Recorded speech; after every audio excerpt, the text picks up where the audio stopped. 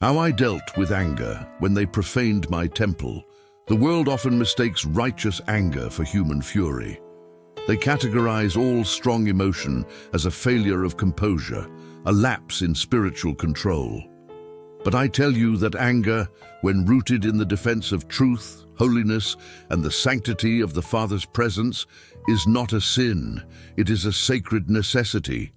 It is the fierce, protective love of God erupting against the forces of desecration. You remember the scene?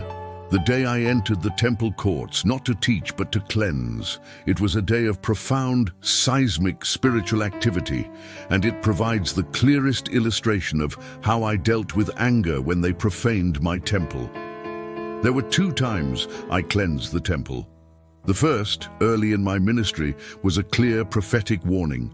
The second, late in my ministry, was the final, irreversible judgment on a corrupt system. Both instances reveal the same truth. I will not tolerate the exploitation of faith. The day I speak of, the final cleansing, occurred shortly after my triumphal entry into Jerusalem. The city was still buzzing with the excitement of the crowds who had hailed me as king. I entered the Temple Mount, the spiritual heart of my nation, the very house consecrated to the worship of the Father. What I saw there was not a sanctuary, but a scandal. The outer court, the court of the Gentiles, the only place where non-Jews could come to pray and seek the Father, had been entirely consumed by commerce. It was loud, chaotic, and rife with exploitation. The money changers sat at their tables, exchanging Roman and Greek currency, which bore the image of Caesar and was deemed unclean, for the required temple coinage. Their profit margin was extortionate, preying on the poor who were forced to pay the temple tax or buy sacrificial animals. The court of the Gentiles, intended as a house of prayer for all nations, had become an exclusive, noisy, and expensive market. I stood there, silently absorbing the scene. The noise of the lowing cattle, the bleating sheep, the cooing doves, the loud bargaining and the clinking of coins drowned out the silent pleas of the few Gentiles who dared to approach. The sound of commerce had eclipsed the silence of worship. My human heart, which was fully engaged with the human condition, felt the anger rise.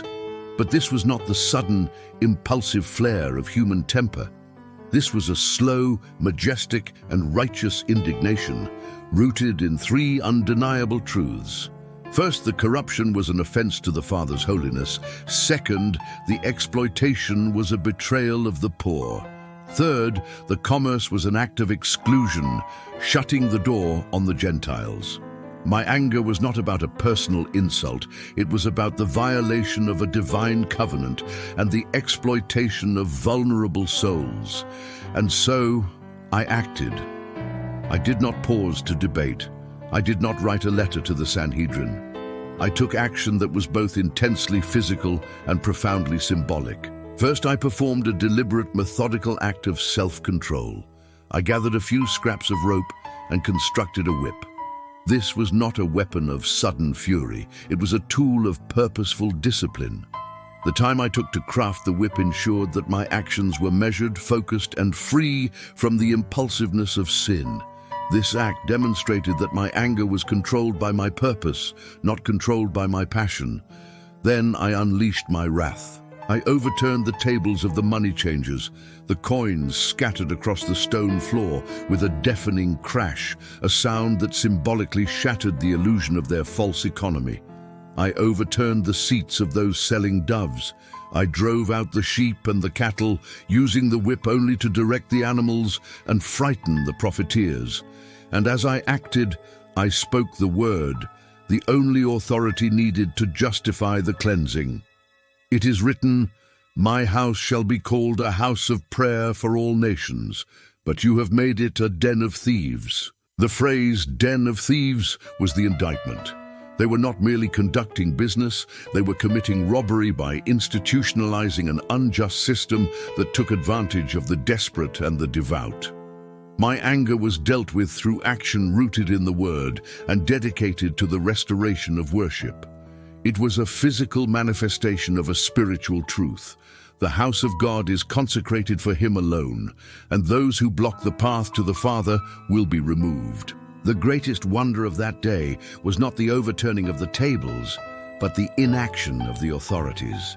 A single man, exhausted from a night spent outside the city, took on a massive, armed and well-organized commercial enterprise. Yet no one dared to strike me or stop me.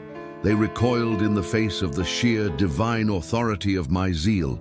My righteous anger paralyzed their greedy defiance. Do you feel anger when you see the sacred profaned or the poor exploited in the name of God? Righteous anger is a call to action, not a license for sin. It must be controlled by the Word. If this narrative gives you the courage to stand against injustice with spiritual authority, I invite you to subscribe now. Let the next deep lesson on purity and power unfold. After the explosive cleansing, the most extraordinary silence fell over the court. The noise of commerce was replaced by the silence of awe. The court of the Gentiles, now swept clean, was ready to fulfill its purpose. And what did I do in that silence? I immediately turned from the cleansing to the healing. The blind and the lame, who had been excluded by the commercial chaos, suddenly flocked to me in the newly purified court. I healed them there. This sequence reveals the final profound truth of my righteous anger. The purpose of cleansing is always healing. My zeal did not end in destruction. It culminated in restoration. I drove out the exploiters so that the excluded could be included. I cleared the way so that the lost could be healed. The fury I demonstrated against sin was merely the preparation for the grace I extended to the suffering. The anger was directed at the system of oppression, while the love was directed toward the victims of that system.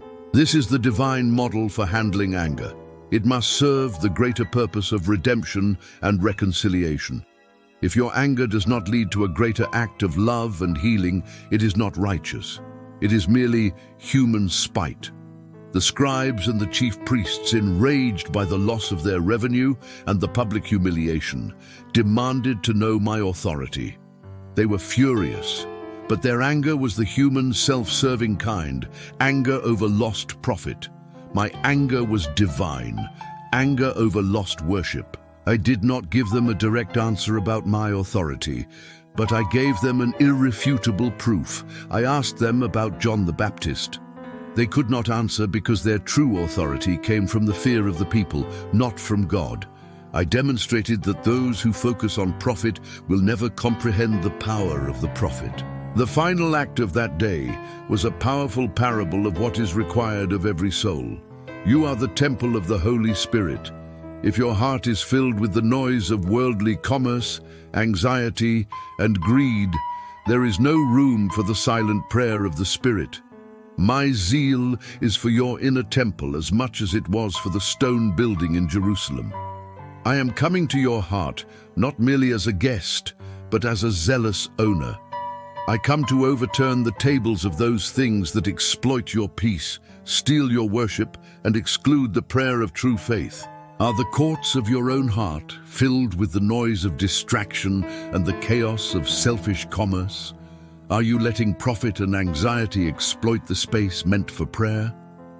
If this narrative convinces you of the necessity of an inner cleansing, share this story. Let others prepare their hearts for my arrival. Before you go, make sure you are subscribed. The next lesson will show you the quiet power of holiness. The cleansing of the temple was a prophetic act, declaring that true worship must be pure, accessible, and wholly dedicated to the Father's glory. It proved that my authority is absolute over all institutions, and that my love is fierce in its protection of the innocent and the excluded. My anger that day was not a failure of character. It was the ultimate demonstration of my perfect, jealous love for my Father and for the souls He created. And that is how I dealt with anger.